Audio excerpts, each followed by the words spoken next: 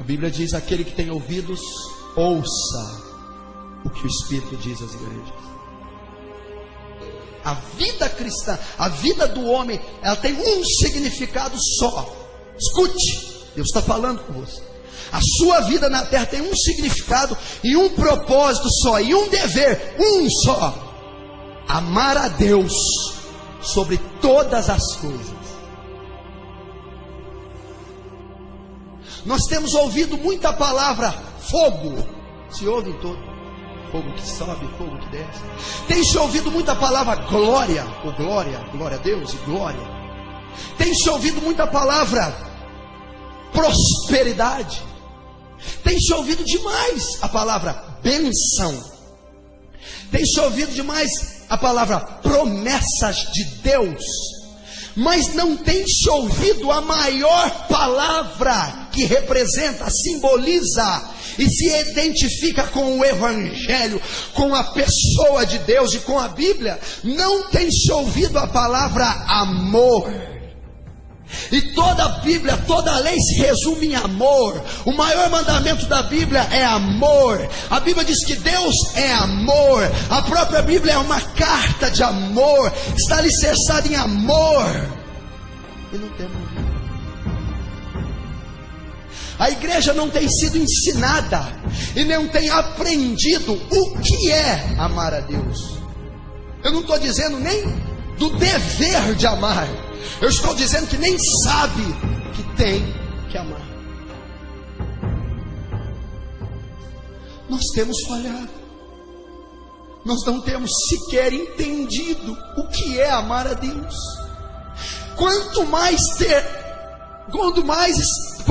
estar amando Ele.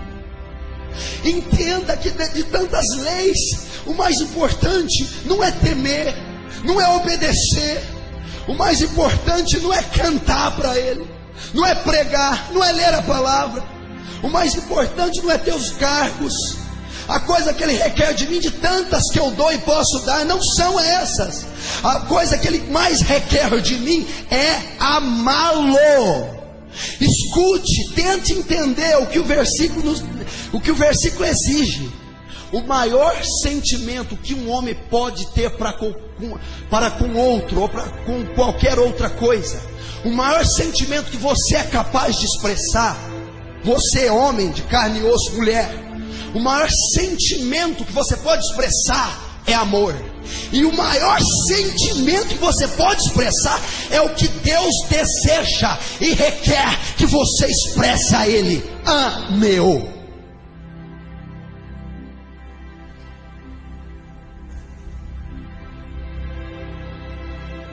Mas você não tem conhecido isso, porque você cresceu ouvindo apenas bênçãos.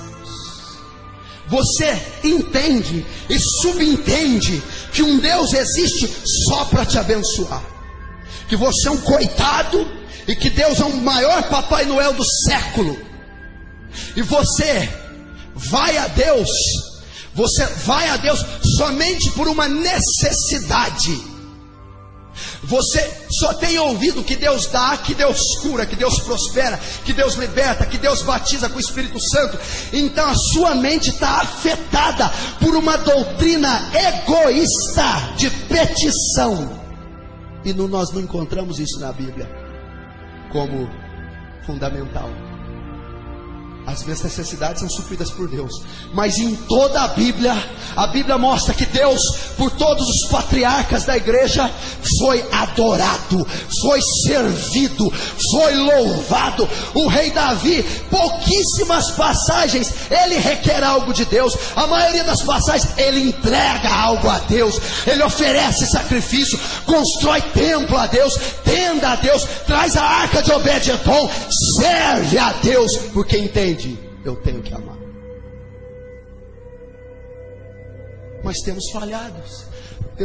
A geração desse século está ensinando errado, está desviando o foco da igreja, está fazendo de uma igreja, de um cristianismo que não conhece a Deus, que não tem sentimento algum por Ele, que nem entende que necessita amá-lo e muito menos o ama.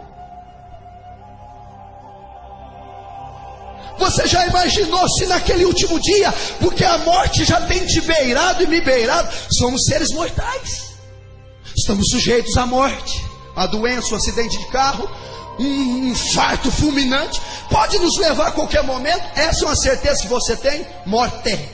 E se Deus olhar nos teus olhos e dizer: sequer você conhecia esse mandamento, apartai de mim, porque você nunca me amou.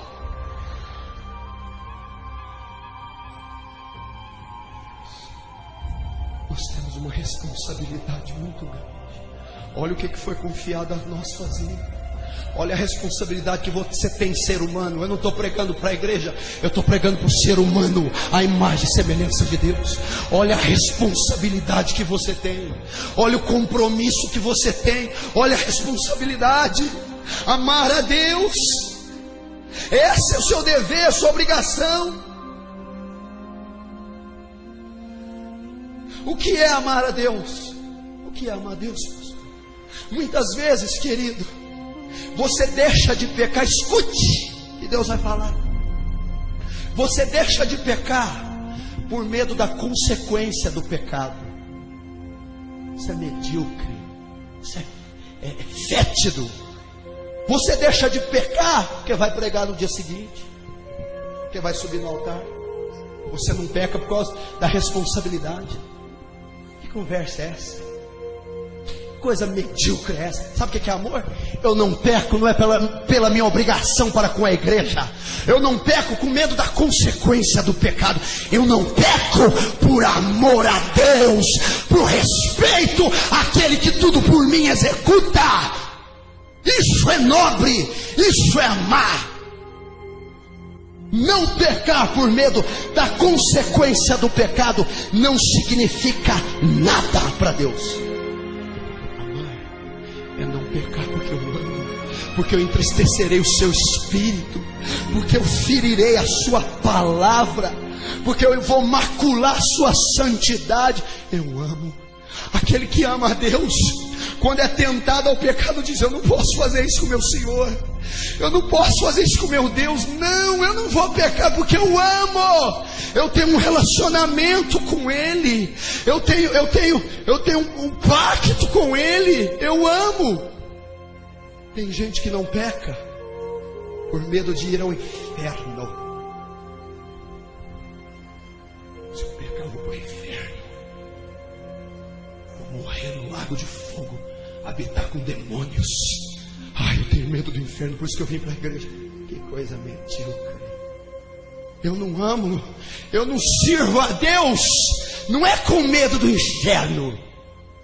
Eu sirvo a Deus, você deve servi-lo com desejo de ir ao céu. Você não serve Ele com medo da ira, mas você serve querendo conhecer o amor. Isso é amar. Escuta o que eu vou falar pelo Espírito Santo. Só vai para o céu quem amar a Deus. Não. Aquele que me ama, primeiro, conhece a minha palavra, sabe o que eu exijo dele.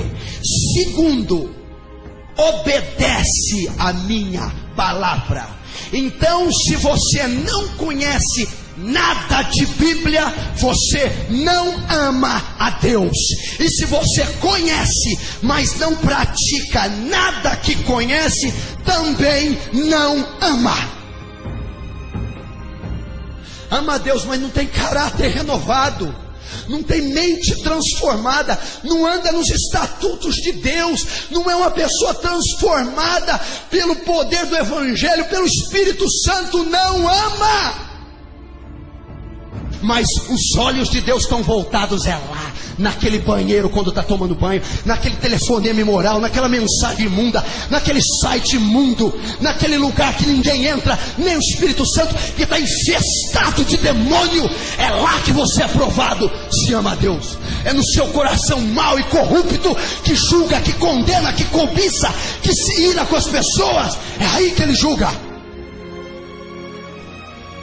Quando eu começo a estudar a Bíblia, conhecer o caráter de Deus, olhar para Jesus e ver que Jesus expressava o amor de Deus, quando eu começo a orar, Orar.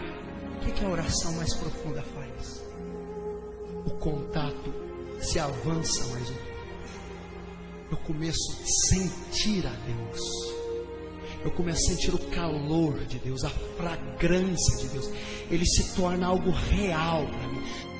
Então eu passo a amar aquele ser que eu leio, que eu creio, que eu tenho contato, que eu conheço. Eu posso sentir falta, saudade, eu posso ter dependência dele. Eu então passo a amar a Deus. É assim que se ama a Deus.